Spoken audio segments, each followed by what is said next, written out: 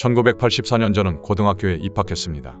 당시 저는 서부 경남의 작은 도시에 살았었고 당시에는 동네에서 공부 좀 한다는 중학생들은 진주로 고등학교를 가는 게 불문율이었습니다. 진주에는 역사를 자랑하는 명문 고등학교가 많았습니다. 남자 고등학교는 진주고와 동명고, 대하고 중에 어디가 되더라도 집안의 자랑이 되었습니다. 당시에는 연합고사를 쳐서 합격을 하면 소위 말하는 뺑뺑이를 직접 돌려서 나오는 구슬의 학교가 배정되는 방식이었는데 84년에 진주연합고사를 본 남학생들은 뺑뺑이를 돌리는 마음이 편하지 못했습니다.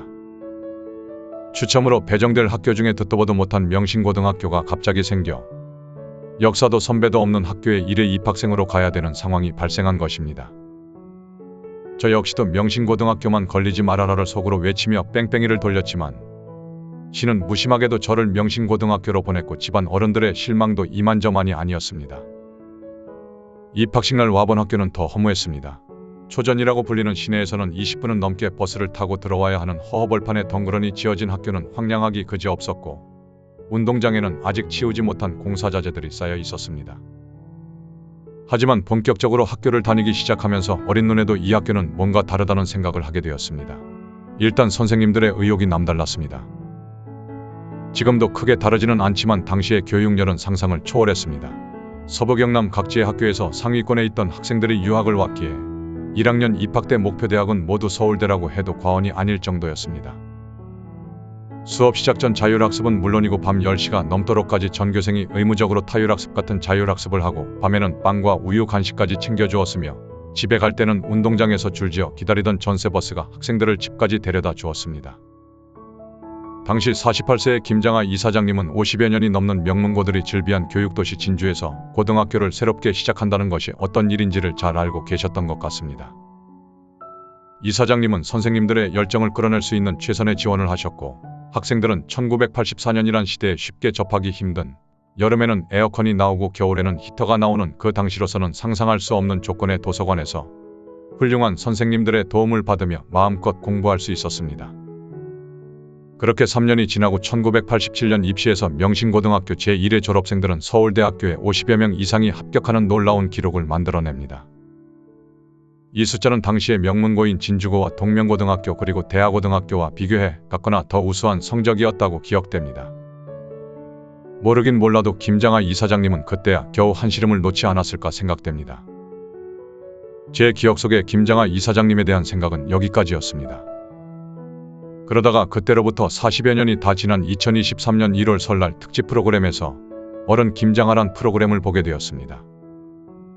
그 프로그램을 통해 선생님이 학교를 설립할 때 세운 3가지 원칙을 듣고서야 내가 얼마나 엄청난 분이 만든 학교에서 공부를 했는지를 알게 되었습니다.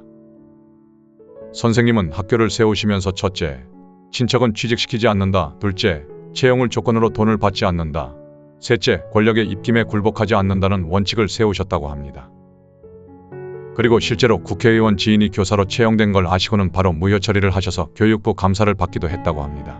또 전교조에 가입한 교사들을 해임하라는 정부의 압력에도 단 한 명의 교사도 자르지 않았습니다.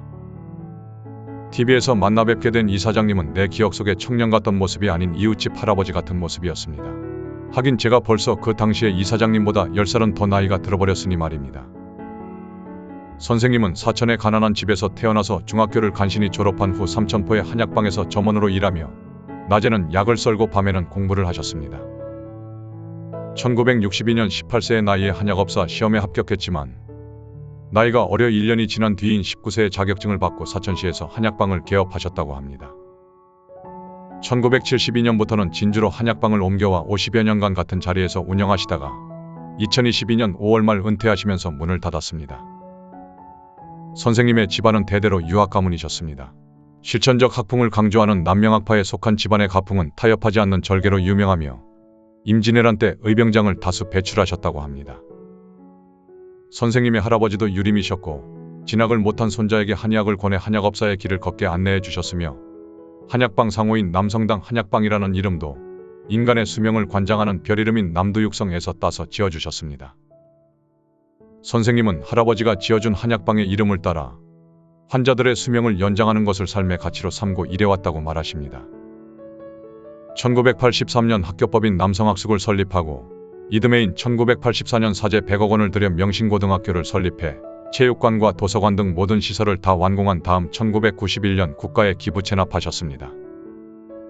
남몰래 형편이 어려운 학생들에게 장학금을 주셨고 그 숫자가 1000명을 넘는다고 합니다. 이번에 방송된 선생님의 다큐 내용 중 진주의 대하고등학교를 나온 문영배 헌법재판관이 울먹이며 학창시절 장학금 지원에 감사하는 인사를 드리는 청문회 영상이 화제가 되기도 했습니다.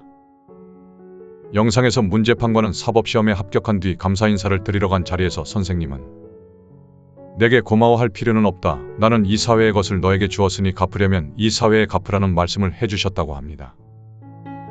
진주 지역에서 선생님은 후원 잘해주는 어른으로 유명했습니다. 진주의 시민운동계와 문화계에서는 돈이 필요하면 선생님께 달려와 도움을 청했습니다.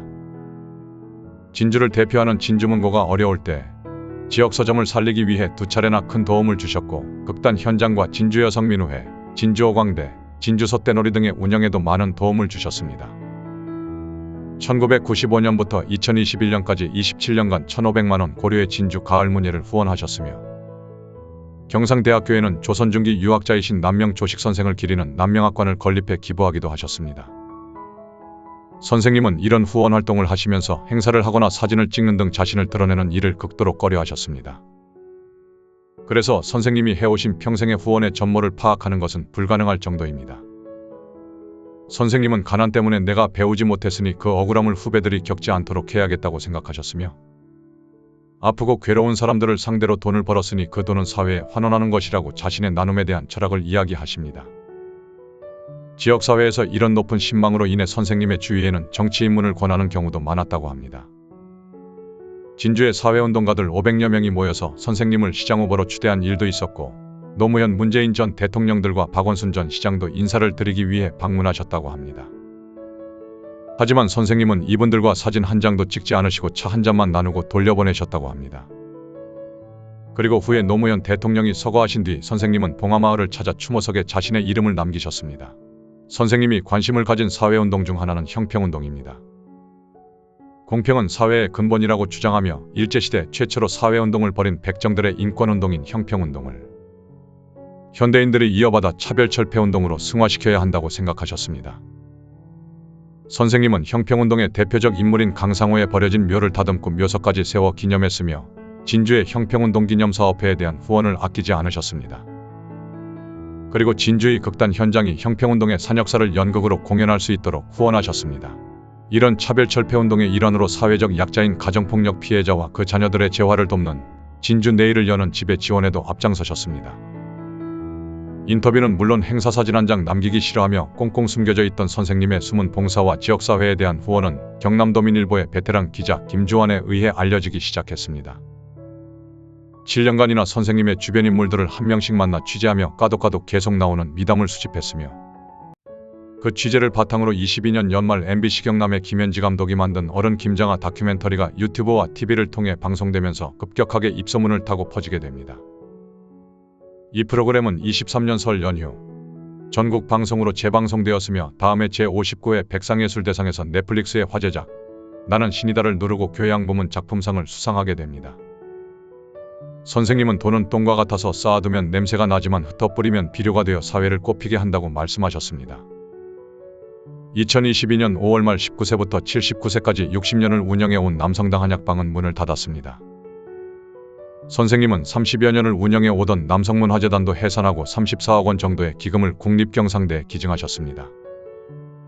문을 닫은 한약방에는 아직도 금성사에 에어컨이 걸려 있고 안감이 다 해진 양복을 입은 선생님은 이제 자전거도 타기 힘들어져 자가용도 없이 평생을 살아오신 사부작 걸음으로 집으로 돌아가셨습니다. 선생님이 남긴 단 한 번의 인터뷰는 명신고등학교 설립 후 학생기자와 가진 대담입니다. 이 자리에서 선생님은 맹자의 군자삼락 중 일학인 앙불괴어천 부부자거인을 말씀하셨습니다. 하늘에도 사람에게도 부끄럽지 않도록 몸가짐을 바르게 한다는 뜻입니다. 줬으면 그만이지 라는 무주상보시의 한마디 말로 대변되는 세속의 평가에 초연한 선생님의 나눔과 봉사의 일생은 오직 하늘에게도 사람에게도 그리고 자신에게도 부끄럽지 않은 일생이셨으리라 생각됩니다. 선생님의 한약방은 진주시에서 매입해 보존하기로 결정되었습니다. 선생님은 자신의 기념관이 세워질까 염려하시지만 조만간 선생님의 도움을 받은 수많은 사람들이 선생님을 만나고 싶을 때 찾아올 수 있는 작은 만남의 공간으로 새롭게 열리기를 기대해 봅니다. 우리가 사는 사회를 더 살기 좋은 곳으로 만들기 위해 자신을 희생한 한 사람의 이야기가 계속될 수 있도록 구독과 좋아요를 부탁드립니다. 구독자님이 남겨주시는 댓글은 제작자에게 큰 힘이 됩니다.